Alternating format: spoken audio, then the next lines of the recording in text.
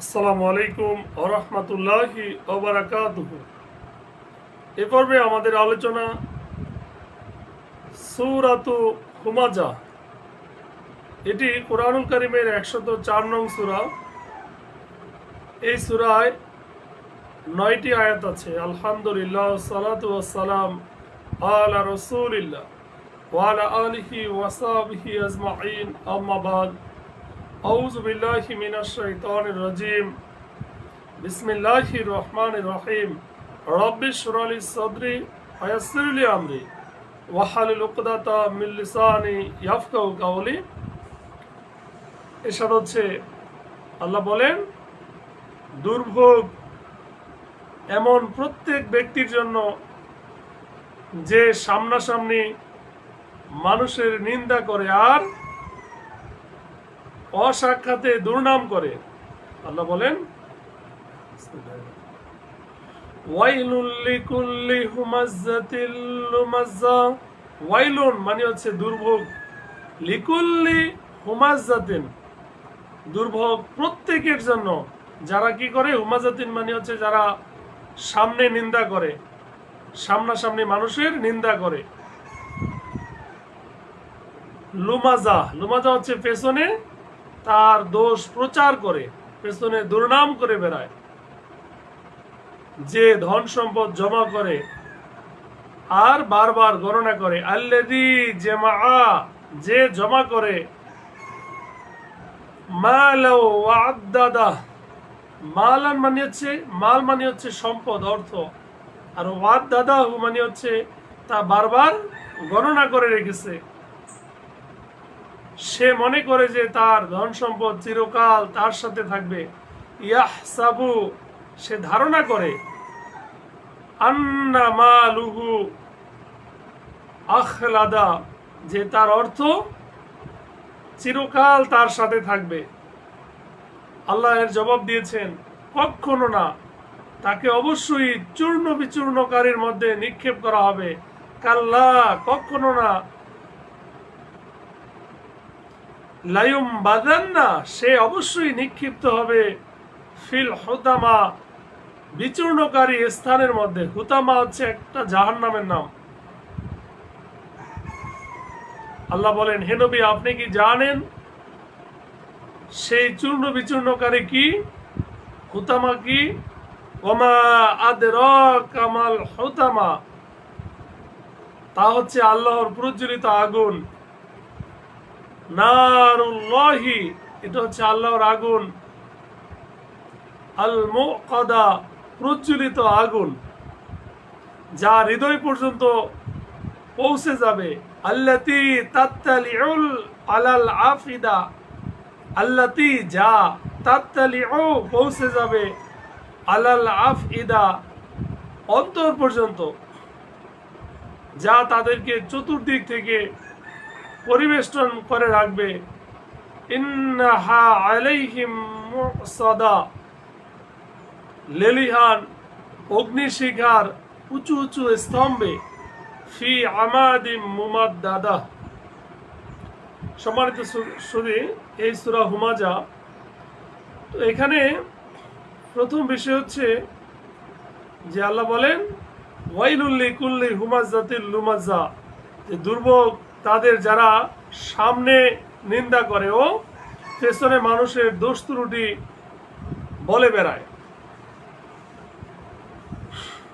তো সেই অর্থাৎ তার মানে হচ্ছে যে চোখের ইশারায় কাউকে ব্যঙ্গ করে, কারো বংশের নিন্দা করে, কারো ব্যক্তি সত্তার বিরূপ সমালোচনা করে, কারো মুখের উপর তার বিরুদ্ধে মন্তব্য করে, কারো পেছনে তার দোষ বলে বেড়ায়। কোথাও এর কথা ওর কানে লাগিয়ে বন্ধুদেরকে পরস্পরের বিরুদ্ধে লেলিয়ে দেয়, কোথাও ভাইদের পারস্পরিক ঐক্যে ফাটল ধরায়, কোথাও লোকদের নাম বিকৃত করে, খারাপ নামে অভিহিত করে, কোথাও কথার খোঁচায় কাউকে আহত করে এবং কাউকে দোষারোপ করে। এসব তার অভ্যাসে পরিণত হয়েছে, অথচ এসবই মারাত্মক গুনাহ।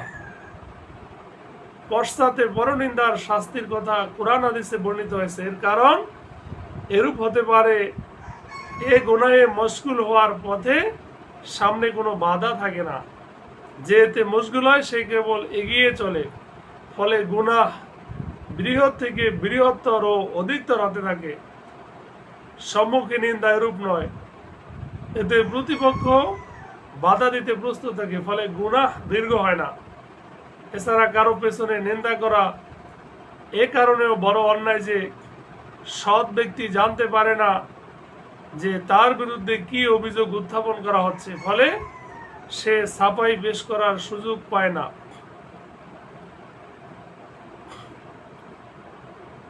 সম্মানিত সুধী, আল্লাহ রসুল সাল্লাল্লাহু আলাইহি সাল্লাম বলেন, আল্লাহর বান্দাদের মধ্যে নিকৃষ্টতম তারা যারা পরোক্ষ নিন্দা করে, বন্ধুর মধ্যে বিচ্ছেদ সৃষ্টি করে এবং নিরপরাধ লোকদের দোষ খুঁজে বেড়ায়।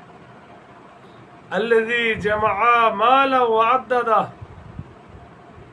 যে সম্পদ জমায় ও তা বারবার গণনা করে। এর অর্থ হলো সে সম্পদ জমা করে ও গুনে গুনে রাখে, গুছিয়ে গুছিয়ে রাখে এবং আল্লাহর রাস্তায় খরচ করে না। নচেত সাধারণভাবে সম্পদ সঞ্চয় করে রাখা কোনো নিন্দনীয় কাজ নয়। নিন্দনীয় তখনই হয় যখন তার যাকাত দেওয়া হয় না, দান খয়রাত এবং আল্লাহর রাস্তায় খরচ না করা হয়। ইয়াহসাবু আন্না মালাহু আখলাদা, সে ধারণা করে যে তার এই অর্থ তাকে অমর করে রাখবে। তো আল্লাহ রাসূল বলেন, কিয়ামতের দিন কোনো বান্দার দুই পা সামনে অগ্রসর হতে পারবে না যতক্ষণ না তাকে নিম্মুক্ত বিষয়ে জিজ্ঞাসা করা না হয়। তার জীবনকে কিসে নিঃশেষ করেছে, তার জ্ঞান দ্বারা সে কি করেছে, তার সম্পদ কোত্থেকে আহরণ করেছে ও কিসে ব্যয় করেছে এবং তার শরীর কিসে খাটিয়েছে। অর্থাৎ এই সম্পদ যা সে জমা করে রাখছে তা তার আয়ু বৃদ্ধি করবে এবং তাকে মরতে দেবে না, সেই ধারণা করে। আল্লাহ এর জবাব দিয়েছেন, কাল্লা লায়ুম বাদান্না ফিল হুতামা, কখনো না, সে অবশ্যই নিক্ষিপ্ত হবে হুতামায়। এখানে হুতামা শব্দটির মূল হচ্ছে হাতম। হাতম মানে ভেঙে ফেলা, ফিসে ফেলা ও টুকরো করে ফেলা। জাহান্নামকে হাতম নামে অভিহিত করার কারণ হচ্ছে এই যে তার মধ্যে যা কিছু ফেলে দেওয়া হবে তাকে সে নিজের গভীরতা ও আগুনের কারণে ভেঙ্গে গুড়িয়ে রেখে দেবে।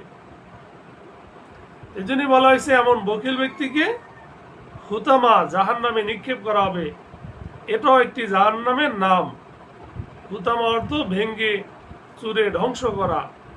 ওমা আদরাকা মাল হুতামা, আর আপনি কি হে নবী, আপনি কি জানেন হুতামা কি?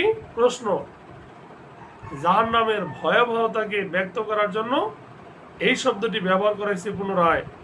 সেটা এমন ভয়ঙ্কর আগুন হবে যার প্রকৃতত্বে আপনার জ্ঞান বুদ্ধি বুঝতে পারবে না এবং আপনার সমজ অনুভব তা আয়ত্ত করতে পারে না। নারুল্লাহিল মুকাদা, এটা হচ্ছে আল্লাহর প্রজ্বলিত আগুন। এই আগুনকে আল্লাহর সাথে সম্পৃক্ত করার মাধ্যমে কেবলমাত্র এর প্রচণ্ডতা ও ভয়াবহতা প্রকাশ পাচ্ছে। আল্লাতী তাত্তালিউ আলাল আফইদা, যা তাদের হৃদয়কে গ্রাস করবে।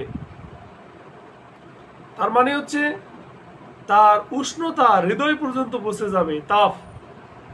এমনিতেই পৃথিবীর সাধারণ আগুনের গুণ হলো সমস্ত বস্তুকে জ্বালিয়ে ফেলা, কিন্তু পৃথিবীতে এই আগুন মানুষের কল্প হৃদয় পর্যন্ত পৌঁছানোর পূর্বেই মানুষের মৃত্যু ঘটে যায়। জাহান্নামে তা হবে না, বরং সে আগুন হৃদয় পর্যন্ত পৌঁছে যাবে আর মৃত্যুকে আহ্বান করা সত্ত্বেও মৃত্যু আসবে না। ইন্নাহা আলাইহিম মুসাদা, নিশ্চয়ই এটা তাদেরকে পরিবেষ্টন করে রাখবে। তার মানে অপরাধীদেরকে জাহান্নামের মধ্যে নিক্ষেপ করে উপর থেকে তা বন্ধ করে দেওয়া হবে, ঢাকনা লাগিয়ে দেওয়া হবে। কোনো দরজা তো দূরের কথা, তার কোনো একটি ছিদ্র খোলা থাকবে না। নাউজুবিল্লাহ। ফি আমাদিম মুমাদ্দাদা, আর লেলিহান অগ্নিশিখার উঁচু উঁচু স্তম্ভ। তার মানে হচ্ছে যে জাহান্নামের দরজাগুলো বন্ধ করে দিয়ে তার উপর উঁচু উঁচু স্তম্ভ মানে খাম, আমরা তো থাম বলি, এই থাম্বা গেড়ে দেওয়া হবে। এই অপরাধীরা উঁচু উঁচু থামের গায়ে বাধা থাকবে, অর্থাৎ এরূপ স্তম্ভ থাম দিয়ে জাহান্নামীদের শাস্তি প্রদান করা হবে। আল্লাহ তাআলা আমাদেরকে জাহান্নাম থেকে হেফাজত করুক, আমিন। আসসালামু আলাইকুম ওয়া রাহমাতুল্লাহ।